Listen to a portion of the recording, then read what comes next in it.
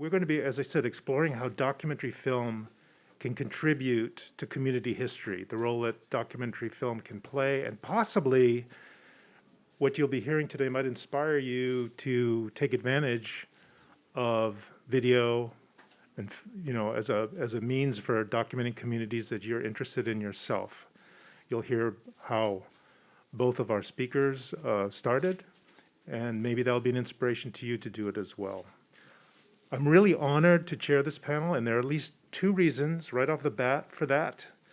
The first is that everyone here, Dorothy and Kathy, both have produced important films that recognize and respect the stories of communities in the Bay Area. The Bay Area is very distinctive in being a very vibrant area for independent documentary film. We're very fortunate here at Stanford. This is the second reason I'm very honored to be here, in that everyone sitting here has worked with the libraries, the Stanford libraries, to archive their work and ensure that it's going to be available for future generations. Now, I'll mention right off the top of the bat that originally this was going to be a panel with three speakers. Dayna Goldfine and Dan Geller, who together represent the third speaker, couldn't be here today. So I'll still be showing a clip from their film, and maybe I'll say a word or two about them. They also, like Dorothy and Kathy, have archived their films here. And I'll just mention a few other collections just to give you an idea of how much has happened in the Bay Area in this area. Again, all things that have been deposited within the library that are available through special collections and through our media collections. Marlon Riggs is one filmmaker I'll mention. He produced the films Color Adjustment, Black Is, Black Ain't, was active during the 1990s, and unfortunately died early due to AIDS. Judy Irving, who did The Wild Parrots of Telegraph Hill, about San Francisco. Sort of larger enterprises like California Newsreel, which has produced numerous documentaries. Telling Pictures, the outfit of Rob Epstein and Jeffrey Friedman. They did The Times of Harvey Milk, which I'm sure all of you have seen. The Celluloid Closet. This is all San Francisco. These are all documentary filmmakers in San Francisco producing films about various communities. Well, you're here to listen to the filmmakers, not to me, so that's about all I'm going to say. I'm going to ask some questions, of course. But I want to start things by briefly introducing our panelists. They're going to tell you much more about themselves during the panel, so I'm going to keep it short here. Let's start with Kathy Cotton, who's closest to me. Kathy already had a long resume as a human resources professional in Silicon Valley at companies like Hewlett-Packard before she became a documentary filmmaker. And by the way, I'm going to stop myself right here and ask, can you hear me all right through the mask? Is that okay? Great, okay. Kathy made a transition to filmmaker in response to the idea that there are no African Americans in tech or in the Valley. So how to make that visible? And her answer to that question was make a film, interview people. She completed several projects before completing the film A Place at the Table, about the contributions of African Americans to the history of Silicon Valley.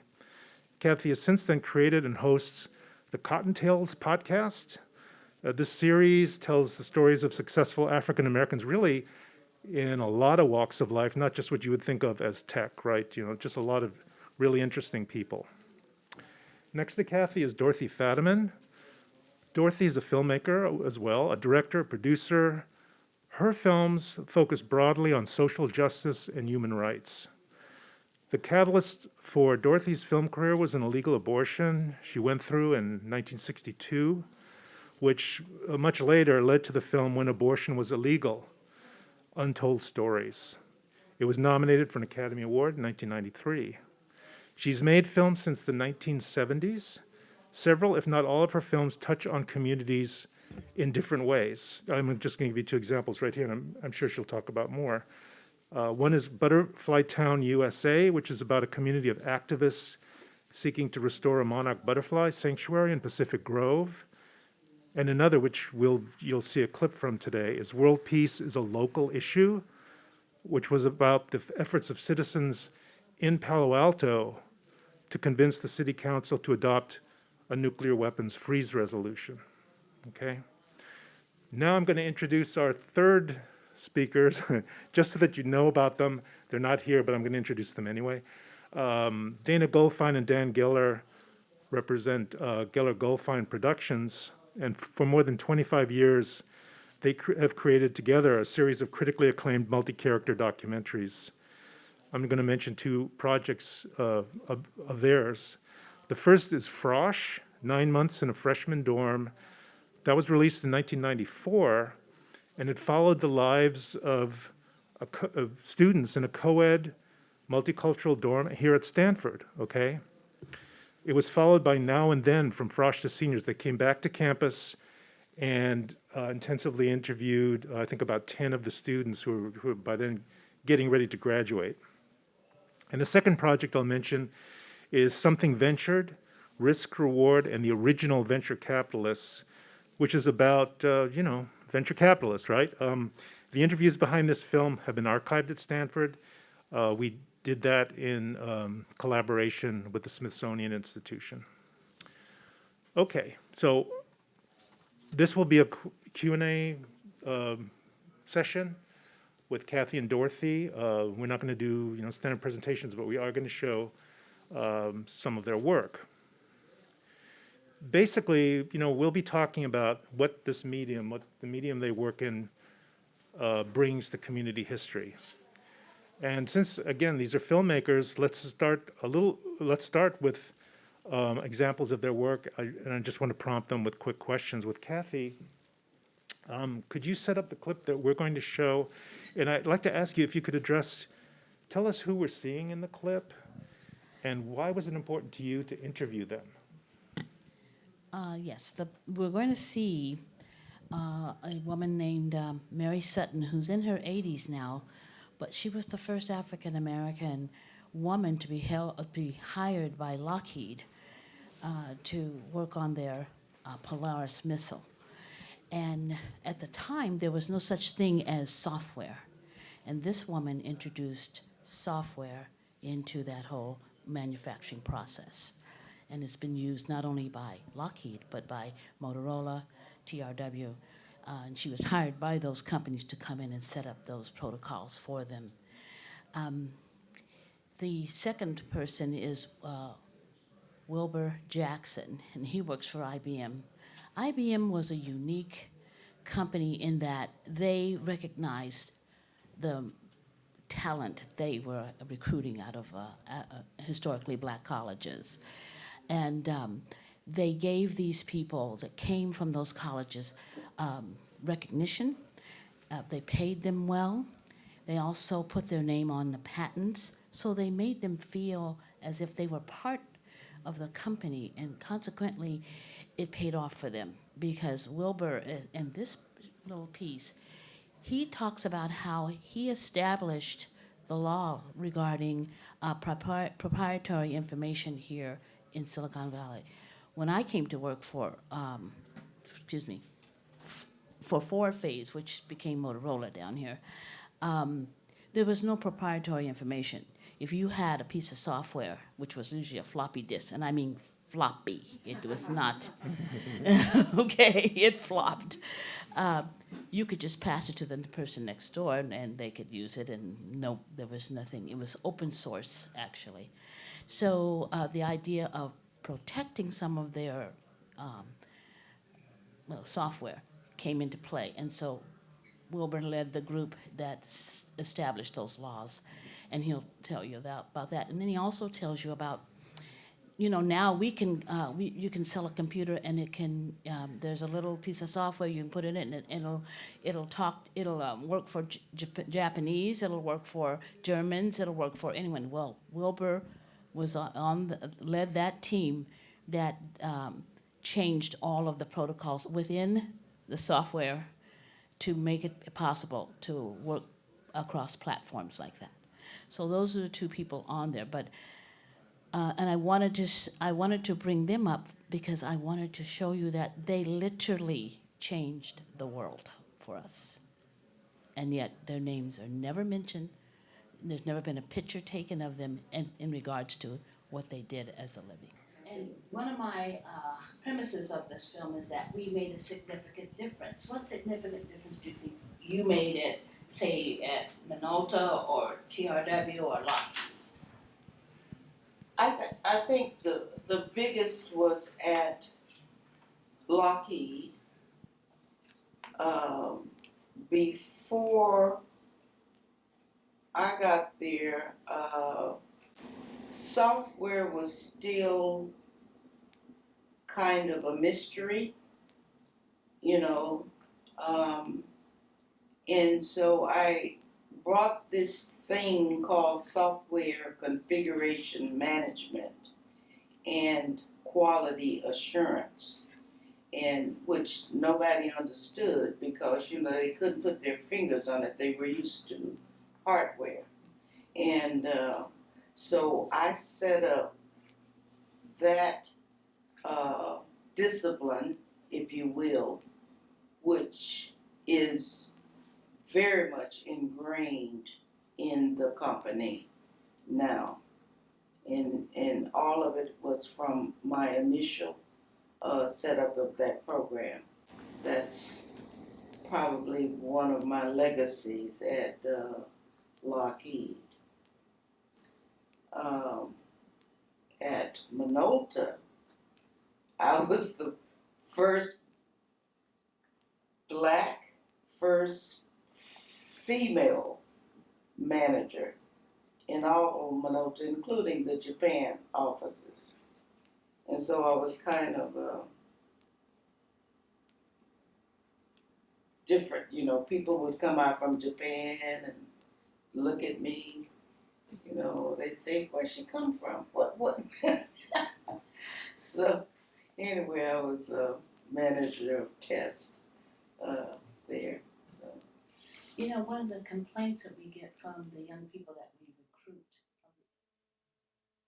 I heard with the part where you're talking about what you had to learn in terms of intellectual property and the law. Mm-hmm.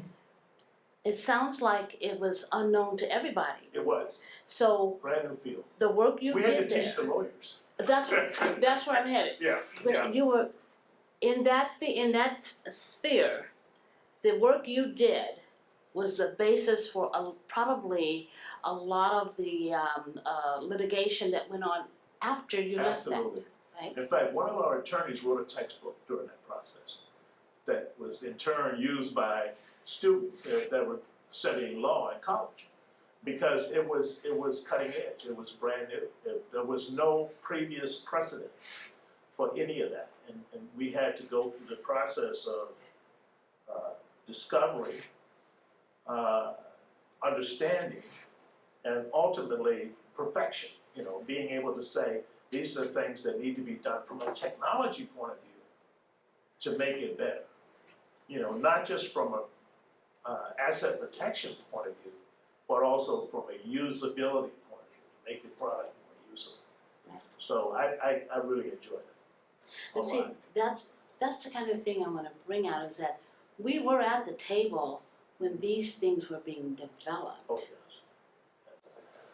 One interesting project I worked on, we introduced kanji into all of IBM products. And this was back in the 1980s. And the markets in the Orient were just emerging for computer usage. But their language is different. And not only is it different in terms of spoken and written, but they have thousands of characters that represent their language. Well, computers weren't designed to manage thousands of characters like that. You know, they were designed for the English language in our 24 characters or 26 characters or whatever languages we supported. So I worked on a project to go through IBM in less than a year's time and take every system, every application, every piece of hardware and convert it to an operating environment where they could recognize these characters. And we had to go through every piece of code and find where those characters were manipulated, because we needed more bits to represent the characters. If you get my drift. So we had to go find where all of those bit representations were and change it. And at the time, I was managing a group that was doing a printing device. And I had to work with the Japanese and the Koreans and learn a little bit about their culture and their language so that we could make sure that we were providing them, the end user, with what they need. So Dorothy, you're next. We're going to have a clip from World Peace is a Local Issue. And I'd like you to maybe set it up as you want to, but if you could say just a few words also about how you see this local event, something local happening, interacting with more global concerns. Like, how does somebody who wasn't there relate to this event? Well, you mentioned in introducing me that World Peace is a Local Issue was my launch into filmmaking, but actually it was my second film. My first film came out of an LSD experience. And it's called Radiance, the Experience of Light. And it was on an LSD trip that Spirit said, "May I fill you with light?" And I said, yes. And radiance emerged because I realized, which applies to your first question about seeing the certain experience in many different cultures from many different people. I saw that light was actually a metaphor or an experience in almost every religion in the world. And that was my first film. So if anyone wants to see that, that's Radiance, the Experience of Light. The film that you're going to see today came out of my anti-nuclear activism. I became increasingly frightened about the fact that nuclear weapons, as is true again today, were being threatened, were being developed. And so I heard about the fact that the Palo Alto City Council was going to vote on whether or not to support a nuclear freeze. And I also heard that many people were going to come to that meeting and try to reach out to the council to convince them that world peace is a local issue. And that's the clip we'll see now.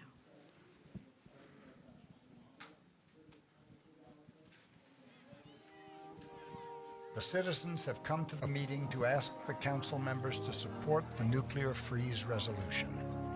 Before the meeting, the mayor announced that he will be making a motion to remove the freeze resolution from the agenda. The issue is not whether or not concerned about nuclear weapon expansion. There's a propriety of our municipal council assuming a leadership role in international issues. I feel that this issue tonight should be removed. The issue cannot be addressed if you're going to use tricks to shut up debate. The majority of the council agree with the mayor. Though they may personally support a nuclear freeze, they feel that a national concern is not in the jurisdiction of local government. Councilmember Ellen Fletcher presents a motion to ensure the citizens the right to speak out. I move that the public be permitted to address the council on agenda item number 18. Some of my colleagues will argue that this is not a local issue. I second this motion out of fear, hope, and moral obligation on such essential issues, not just our right, but our obligation as council members to speak out on it. I personally abstain from taking a position on a national issue. We should involve ourselves with local issues over which we have jurisdiction. Jurisdiction is at the heart of tonight's debate. Levy's concern is shared by Michael Cobb. While as individuals both are in favor of a nuclear freeze, they question whether local government should address the issue. We have a national issue whether we like it or not. The emotion is here, the feelings are here, although I think Mr. Levy is correct. I'm afraid we've reached the stage in this meeting tonight where the public does have to be heard, so I'm really like to play. Well, I, like many of you, personally support a nuclear freeze. I do not believe, however, that I possess the necessary information to have the City Council formally support the client pledge proposal. But believing all this, I still feel that citizens should have the right to address the City Council, and I will propose the motion to table and allow the public. Though the council has now agreed to hear the public, most council members still believe that local government should not take an official position on this national issue. Can people convince the council that world peace is a local issue? The issue before us transcends all other concerns. I remember when the atomic bomb was dropped, nobody asked me or my countrymen whether that bomb should be dropped. I'm speaking for a lot of people here when I say that we feel alienated from most of the political process in this country. This is a chance for us to participate in our government, and you are our government. 40 people speak to the council over the next 2 hours. It becomes a soul-searching time for the council members. My feelings haven't changed. If there are other council members that desire to speak on it, may do so at this time. I don't mean by abstaining, not to stand up and be counted as an individual, but to stand up as a city council member in an area that is not a province of the city council, I think would be unwise. Knowing that there's a million times the force of Hiroshima possible to turn loose in this world is enough information. I arrived here tonight as a personal supporter of the nuclear freeze. I was ready to oppose any formal action on the issue given my strongly felt beliefs about council business. So much for the best laid plans. I will support the main motion regarding the nuclear freeze resolution. What this discussion tonight has convinced me of is just one thing, and that is that on this particular national issue, I must take a stand. It's worth a try so long as it is verifiable and bilateral. I will support it. With Cobb joining Fazino, the majority of the city council members now support a nuclear freeze resolution. This evening, I think, is one of the most remarkable demonstrations of the democratic process that I've ever had the privilege of seeing. I hope that the grassroots movement that's spreading all across this country will have effect on our national policy. On April 19th, 1982, the city of Palo Alto voted to support a nuclear freeze. If the people of one community can change the minds of their elected officials, the people of any community could do the same thing.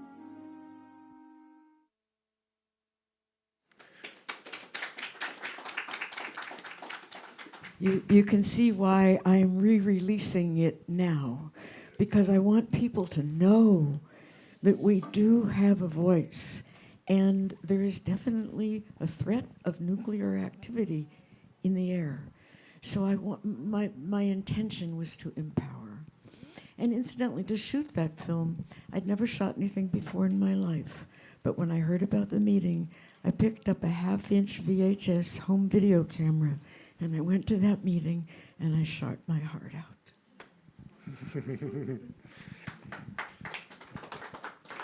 And that was Peter Coyote's voice, right? Oh, Well, Peter Coyote, I want you all to hear this. This is what it means to walk your talk.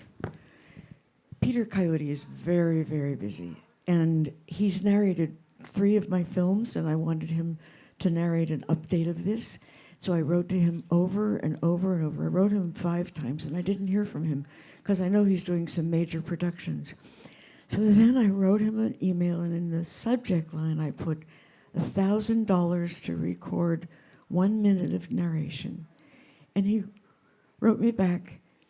He said, I'm going to do this for free because for an anti-nuclear film, I won't take any money, and he did. Okay, I'm going to give you the clip that Dayna and Dan gave us to show today, where they thought they would be able to be here. And this is from their film, Something Ventured, about the venture capital industry. Maybe I'll set it up myself.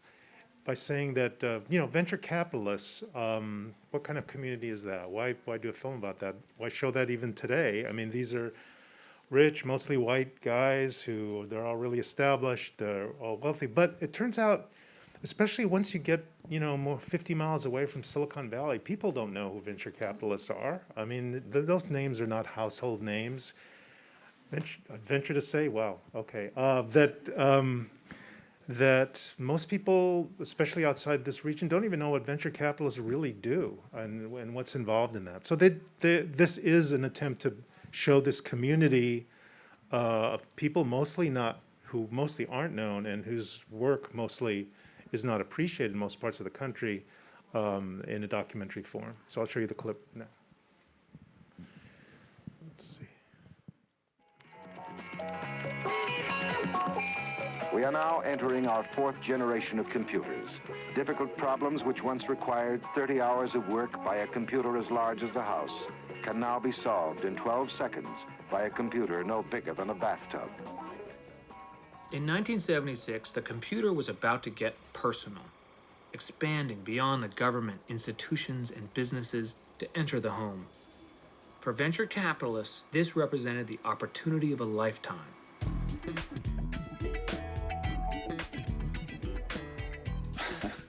We turned on Apple Computer. We didn't even turn it down. We didn't agree to meet with Jobs and Wozniak. Oh, that would have been a fabulous investment if we had made it. But we didn't. We said, oh no, we're not really in that business. I thought, how can you use a computer at home? You can put recipes on it? I sent my partner down to look at Apple. He came back and he said, guy kept me waiting for an hour, and he's very arrogant. And of course, that's Steve Jobs. I said, well, let's let it go. That was a big mistake. In 1976, the only people who believed in the personal computer were the geeks and nerds who gathered at homebrew computer clubs. At one such club, 21-year-old Steve Jobs had partnered with Steve Wozniak to create a circuit board kit they called the Apple I. Steve Jobs was working at Atari at the time, so the most obvious person to ask for startup money was his boss, Nolan Bushnell. They needed an investment, and they offered me a third of Apple Computer for $50,000, and I said, gee, I don't think so. I could have owned a third of Apple Computer for $50,000. A big mistake. But I said, call Don Valentine, because Don had a high probability of seeing the opportunity. So we had our meeting.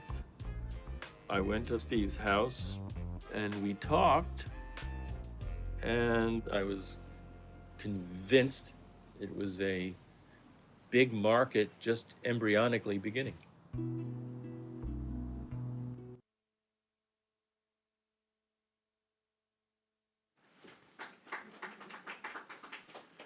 I'll let them know you applauded.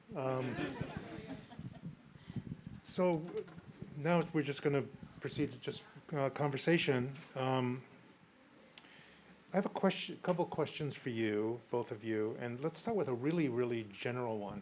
And the question is basically around documentaries, being called documentaries for a reason, and that is you use documents, and the documents might be, they might be documents that you get in a library, like we saw a few in this last clip.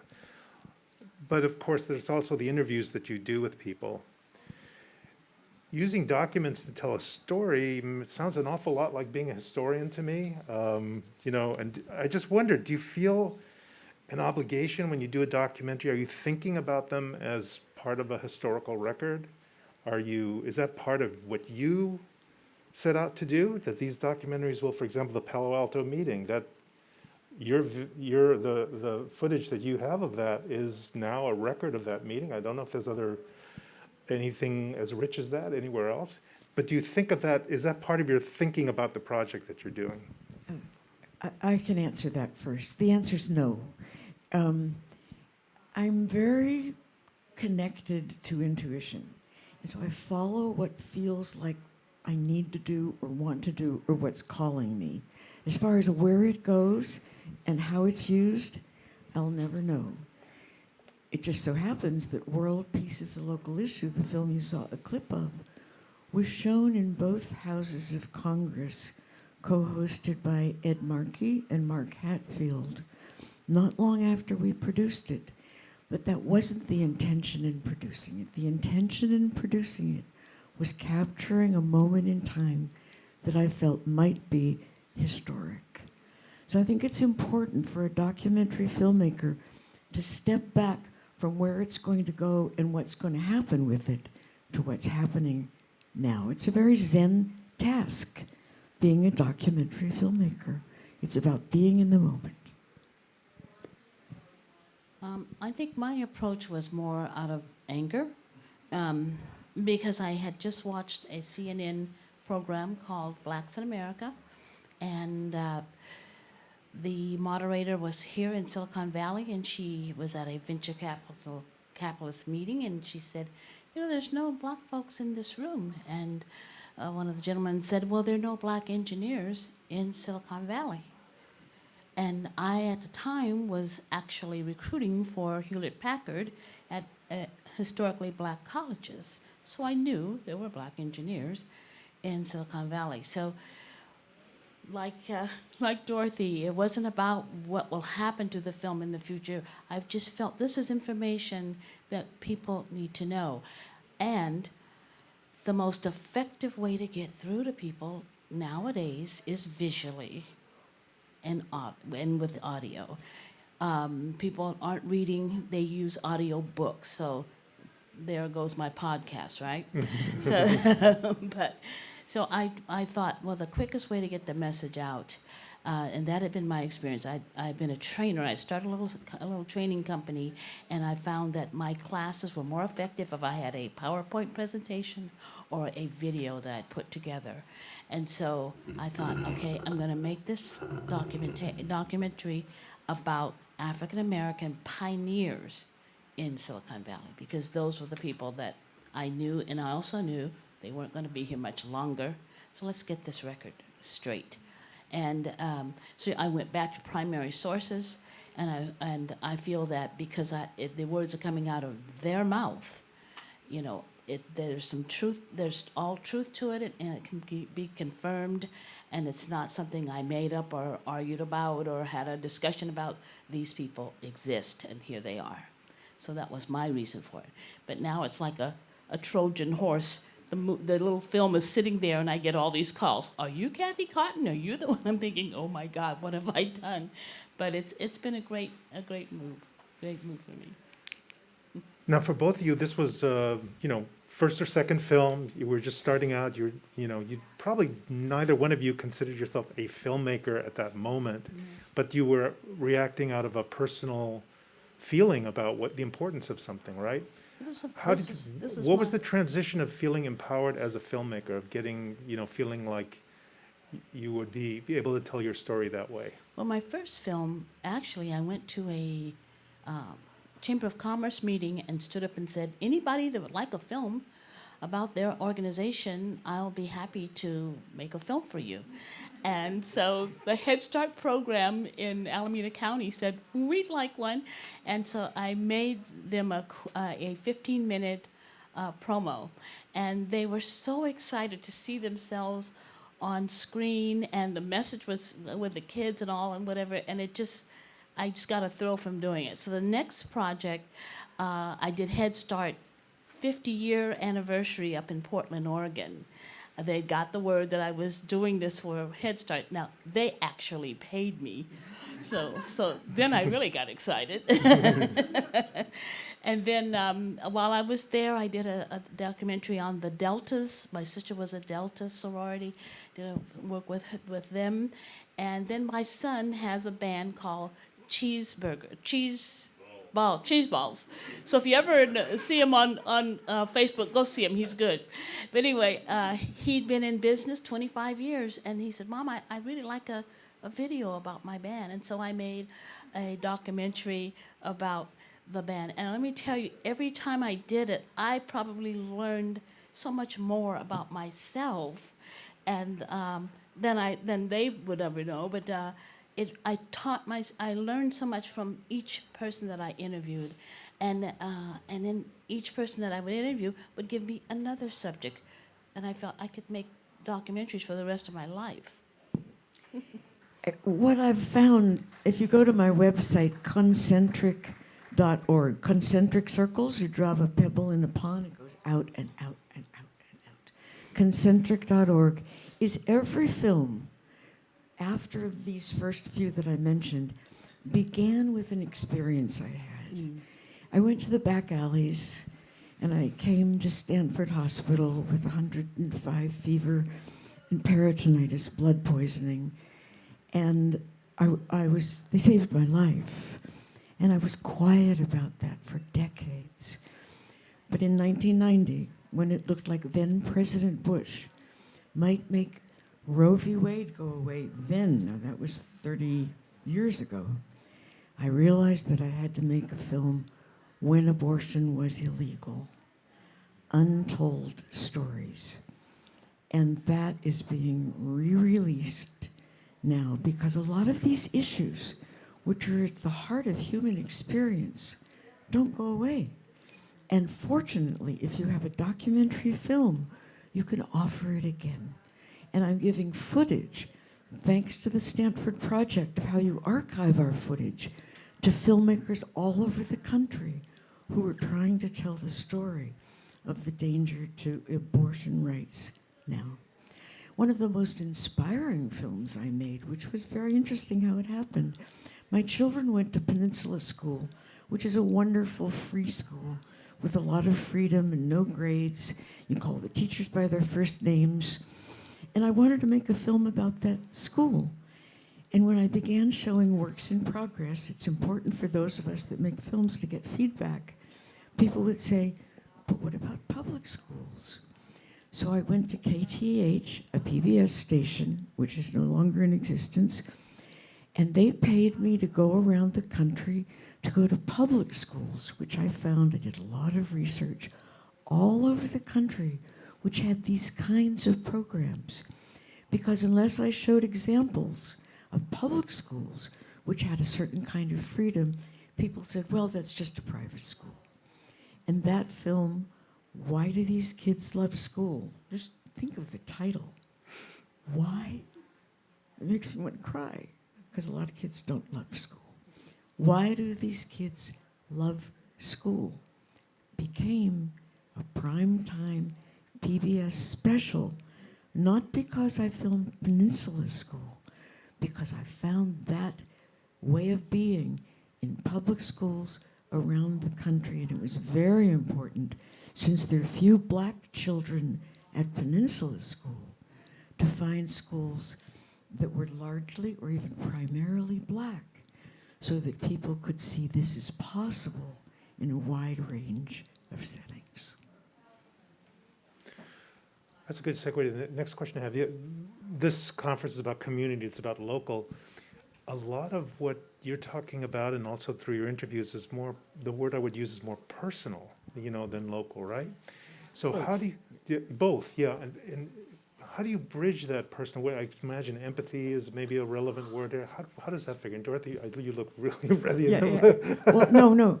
I'm glad you all stayed, because what I'm going to say has to do with everybody in this room. Is a key to my filmmaking, and I really have won a lot of awards, are feedback screenings. I show the work in progress to people just like you, and I say, does this work? Is it too long? Is it too short? Is it too personal? Is it too general? And I give people forms. They don't have to put their names on them. And one by one, I get feedback, because I know what the human reaction is to the piece I'm working on. And that feedback has really gone from the personal to the universal because of these feedback screenings. I can't remember what question again. How did you figure the personal? Like yours is all interviews, and I know you've gone into people's homes and things like that. Maybe I'll give it a little twist here. How do you find the people that that you interviewed, how do you build a relationship with them, and where does the trust come from to get them to talk to you? Well, the film about Silicon Valley, these were people that I knew personally.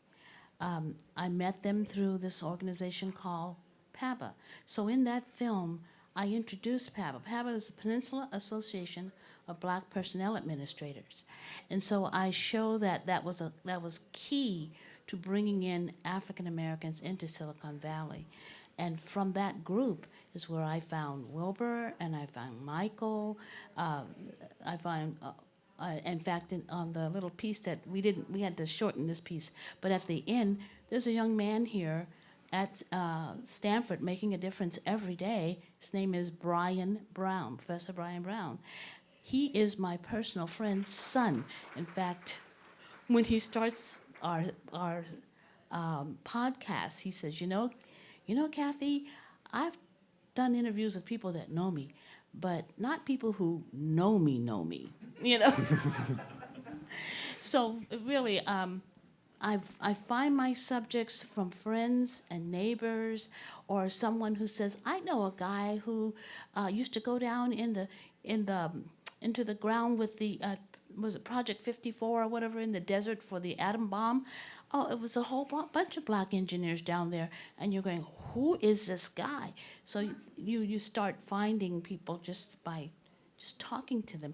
And today, I told my husband when we got in the parking lot, I said, there's a woman here, and I want to speak to her. Her name is Susan Anderson, and she's from the Black Museum in Oakland.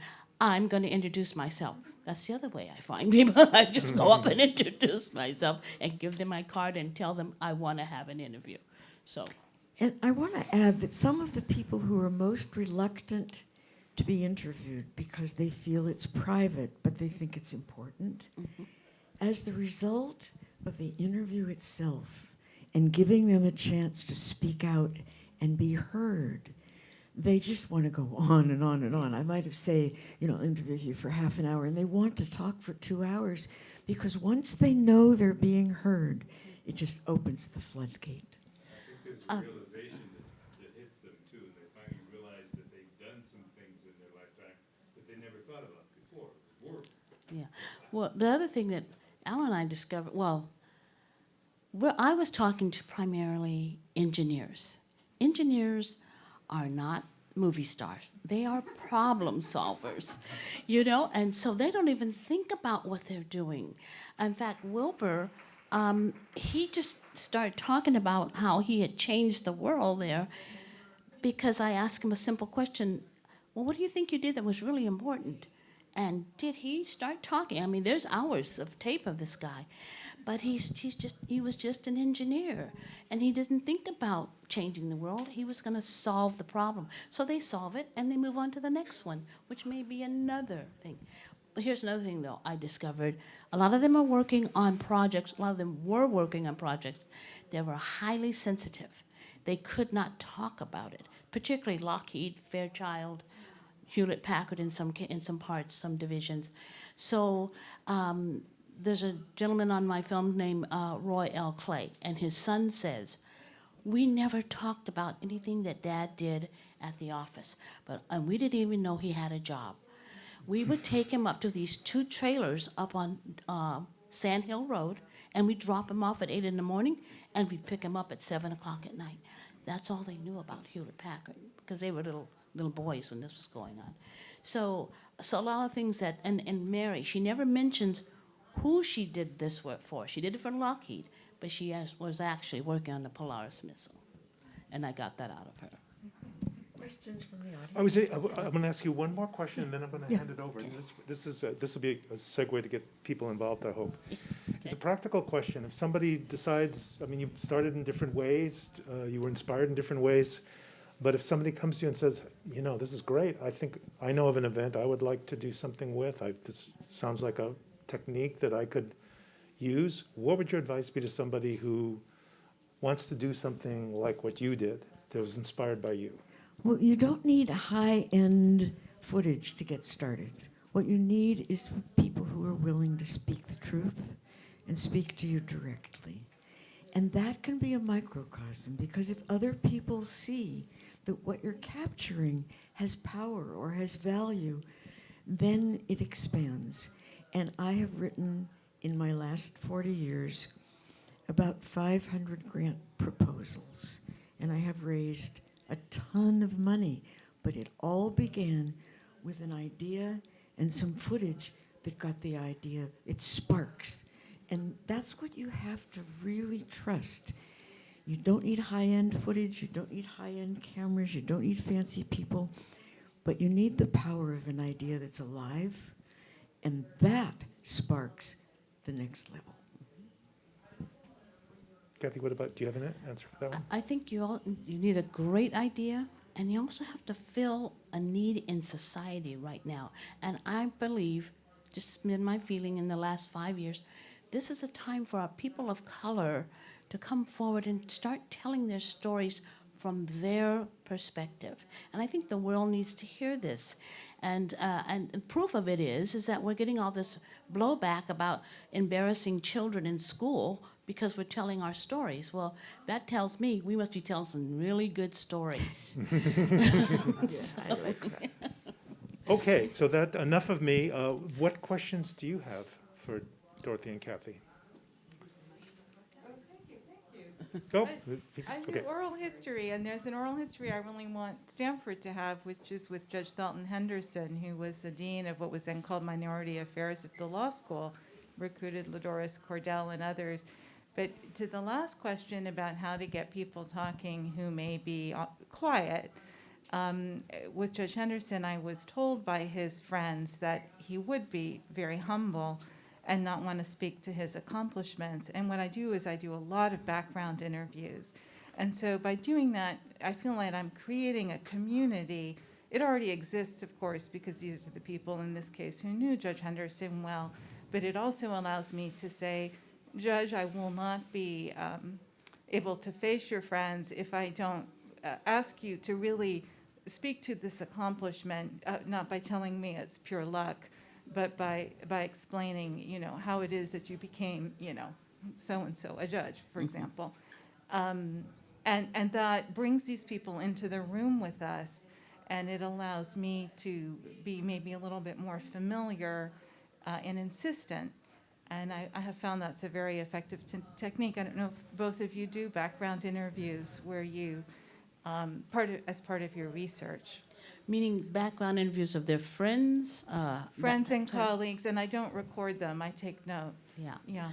In some cases, particularly in those that are people I'm not familiar with, I will do background. In fact, I spend hours on Google and all kinds of sites reading up on the person's background before I approach them, so that I will have a body of information that I can go to and bring out the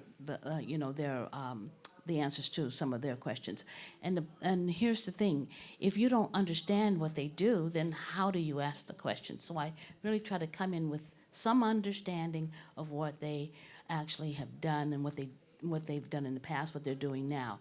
And the other thing is, I also know, like I said before, I knew them personally, and I was a technical recruiter here in Silicon Valley.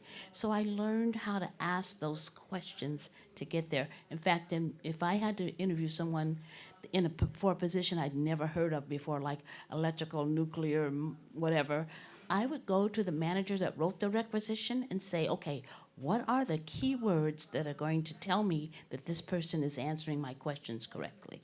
They would give me those key words, and then I say, okay, what's my answer going to be? And they'd say, oh, well, then you ask them this. So I learned I learned what some of these people were doing, because some of it was way over my head, but that skill is still there. So if I should have Walter here, who was police chief, this is the fellow here in the white here, I know him personally, but I would also have enough background information to ask him a question to pull him out. And it wouldn't be about him so much. When they talk about what they do, they're much more forthcoming. It's when you start asking about them is when they kind of hesitate. And I work very differently. I work, as all of you may have picked up by now, by intuition.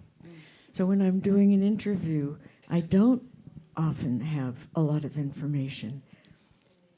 But I listen with my heart to what the person is trying to tell me, and then I find myself able to ask them what they need to say, want to say, and it becomes a dialogue between my mind, my heart, and the interviewee.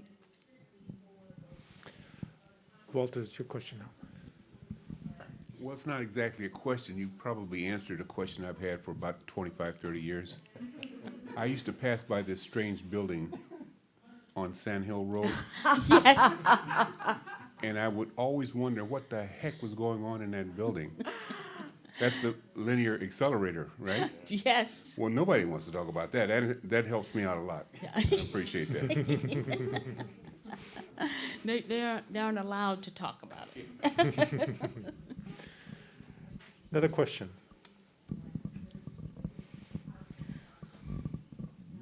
Thank you for both of these. It's just fascinating, and my question is actually more for Kathy Cotton. In that, are you seeing these companies in Silicon Valley responding to your documentary and saying, "Oh," and in good or bad ways, like saying, "Oh, look how good we were," and not quite, but like in the case of IBM, it sounds like they do deserve to get some credit for some very, very, I mean, Yeah. you know, some good policy. So do you see the companies themselves picking up on this? Unfortunately, no, I do not. And it's because I don't know why they're not interested, because these are their people in the film, and that also includes Lockheed. But, you know, I think the point is not made enough to show that what Silicon Valley was like back in the 70s and 80s, it was wide open. If you had the skills, you got the job. And if you didn't have the title, if you weren't an engineer when you came out of college, maybe you were a music major, IBM or Hewlett-Packard would still give you the job, but they would train you to be an engineer. Santa Clara University, San Jose City, San Francisco City, and UC San Francisco, they were probably one of the first universities to start giving out engineering degrees, because the engineers that were here when I started did not have 4-year degrees. They had certifications or they learned on the job, but they were not what we would call an engineer. When we start getting degreed engineers is when affirmative action hit, and we had to write a resume that said you have to have a degree in engineering, electrical engineering, material engineers, whatever, okay? But before that, it was word of mouth and friends and whatever. But the caveat to that is that we also had federal contracts. And those federal contracts since 1949 said you have to reflect your environment, your neighborhood, your county and city. And so you have to have so many blacks, so many Asians, so many Native Americans, so many whatever. And so that is how we were able to be hired. And once we got on the job, the smart company said, my Lord, these people are bright. And they gave us promotions, they sent us to college. Whatever we wanted to do, we could do it back in the day. Now, it got a little tighter later on. By the time it was tightening down, I had left and started my own company. But it was a fabulous time. In fact, there's a kid on here, Ernest Priestley. He came from Howard University, Washington, D.C. He came here. He had no experience of seeing a black man being addressed by a white person as, "Good morning, Mr. Coleman." He was shocked. He told me, I didn't have the emotional strength or knowledge to understand what was really happening there. He had never seen a white person treat a black person with respect like that. That's how new he was. But Hewlett-Packard brought him in, trained him to be an engineer, and he started 4 startups on his own. So No, the companies haven't acknowledged it yet. I did try and get funding from them along the way. I did try to let them know that the film was there. They haven't really taken an interest in it. But it's been individuals that have seen it, who are in those companies and say, "Oh my God, there I am," you know. So it would be nice if you can get the word out. Yeah, in the interest of full disclosure, my dad worked for Hewlett Packard. He started here in 1966 and then transferred to their Colorado office because he liked to ski. But another question too is he has some patent plaques and things that I think Hewlett Packard used to give at least some of their engineers, these little things you could hang on the wall and stuff. And so what are people doing with those? Are you trying to collect those for the Silicon Valley Archive as a documentation of like people's achievements? Yeah. And I hadn't even thought of, because there's one gentleman that has 3 of the 9 patents that IBM has on the desktop. And there's another gentleman I interviewed from Abbott Labs who has over 40 patents. Now, they are under the auspices of these companies. So they're not necessarily getting, they can't get away, but they are paid well by the company, and they're given a chance to be an engineer or a scientist. And to most engineers, that's enough. They really don't want to be a star. And they a wall want to plaque. solve another problem. Next question.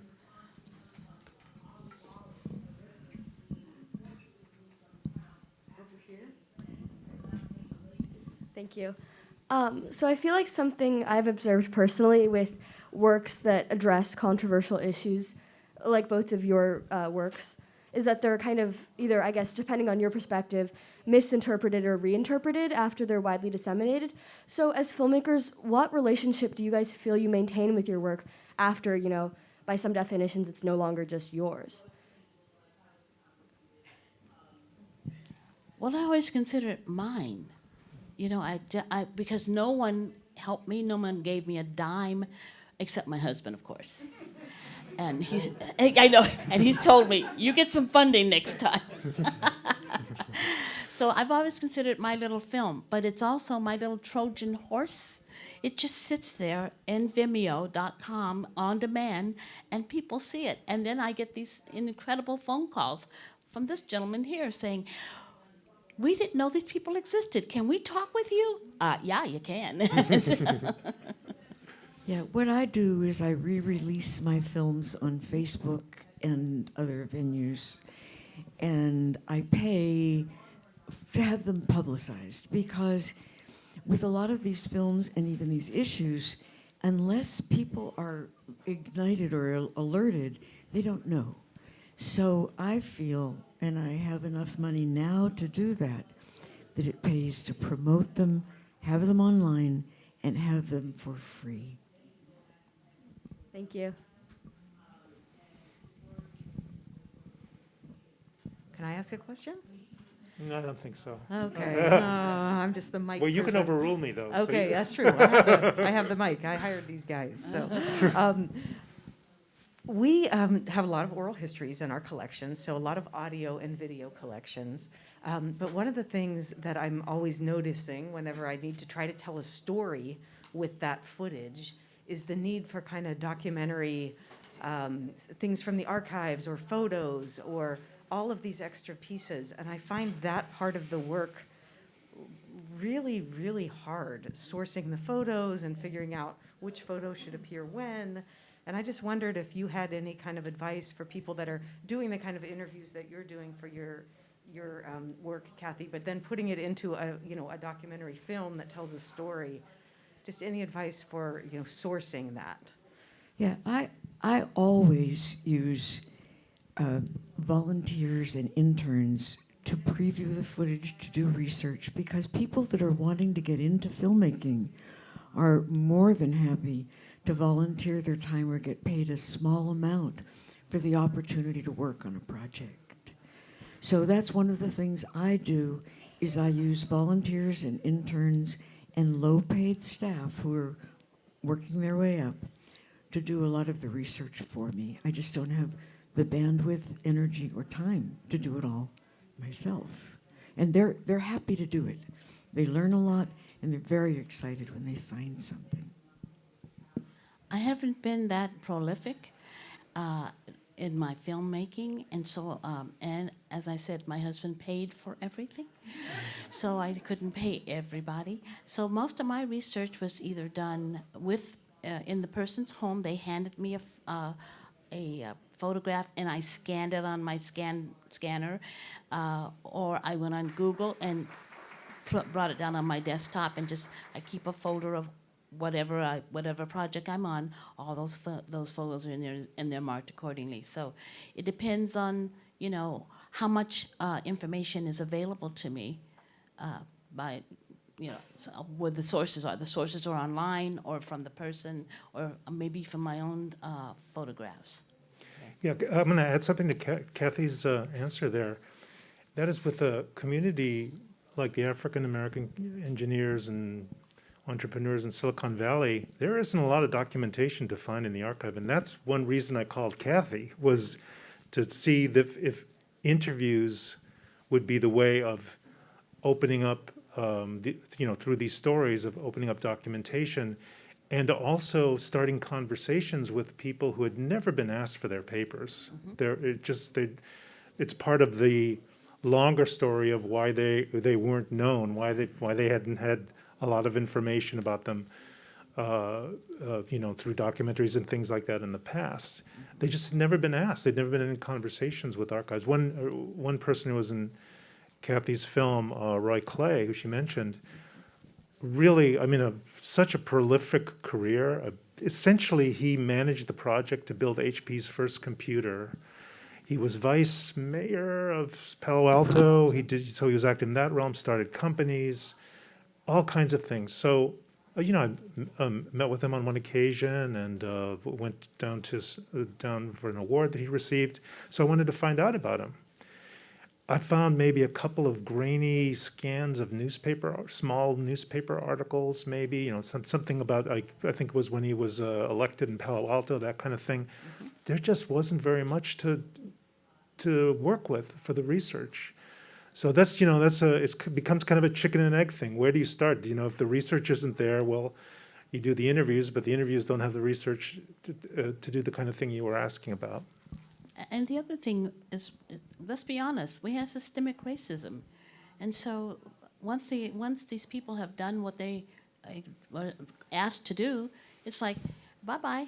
And nothing is written about them, no pictures are taken of them, and there's no mention in the future about them. So they get lost in the milieu over time. And so it does take a person like me to pull that out again. And hopefully that film's going to help me. I joined the board with Jan over here for the African American Heritage House, and we're hoping to bring some of that information to the forefront in that venue. But they just get, it's like everything else. They're a victim of systemic racism as well. I often thought so many of the stories that you want to tell in your work especially are about work and people at work. Yeah. But we don't often document with photographs, for example, our work. We have pictures of birthday parties and weddings. Mm-hmm. My dad died recently, and we were putting together a little slideshow about his life. And we came across some pictures that somebody from work had sent. And it was so wonderful to be able to document that huge part of his life. Yes. So that's like a message that I send out. Like, think about taking pictures of this part of our lives that we spend so much time at, but don't document. You find more stuff on Facebook. People will take a picture of their meal on there. Great. Yeah. You can find the best pictures on Facebook. I don't know what it is about them, but they just take the craziest pictures, but they come in handy later on. Dorothy, were you about to say something, or? No. Okay. Any other questions? Going once? Oh, there we go. Take the microphone first, please. Oh, sorry. What are your next projects now that you're presenting to us what you've worked on before? What's coming? Well, my next project is, there's a company in Milpitas by the name of Selectron. It was run and owned by a Japanese gentleman, Ko Ishimura, and he ran that company in a way that, you know, the word affirmative action, he ran the company as if he believed in all of affirmative action. There was every type of person, every ethnicity, every religious group in that company, and yet it was one of the most successful companies in the Valley because of its diversity. Not in spite of, but because of. And so me and another Hispanic young woman that used to work for me years ago have decided we want to make this film before Cole leaves us, because I think it's important for people to see that the affirmative action program was meant to produce a world like this, not the world that it became, because, you know, whatever happened there. But that's my next project. And I am experiencing increasing, I'm 83, short-term memory loss. It's escalating. And I'm watching it escalate.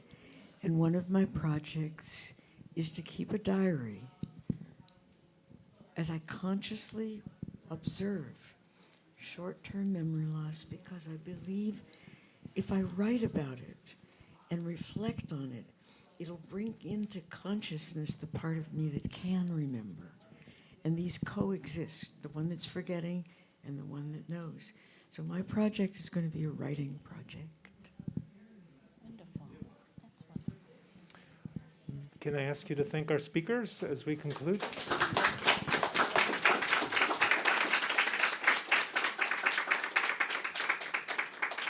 And thank you for attending. And thank you for keeping track of our work. Can you say a little bit to them about what you actually do you know, with yeah, our who am work I? so they'll know? It's like the vice presidential debate. I'm forgetting his name. Why am I here and who am No, I'm Henry Lowood. I'm the Harold C. Hobach Curator here at Stanford, and I'm responsible for the History of Science and Technology collections and the Film and Media collections. And in the Film and Media collections, the focus here is not on Hollywood films, feature films, things like that. It's really more on the kinds of films that were more prevalent and more exciting in the Bay Area. So that's documentary films, avant-garde films, all, you know, various kinds of independent films. And, you know, I mentioned a few of the collections that we have here at the beginning. If you know of somebody who knows, in fact, Dorothy, in my case, it was a colleague in the library who knew you or knew of you, I can't remember at the moment, but just came up to me and said, hey, contact Dorothy, and things just went from there. So feel free to I'm a friendly guy, you know, come up to me, and if you have an idea for a collection or something like that, you know, we'll follow it up. Thanks.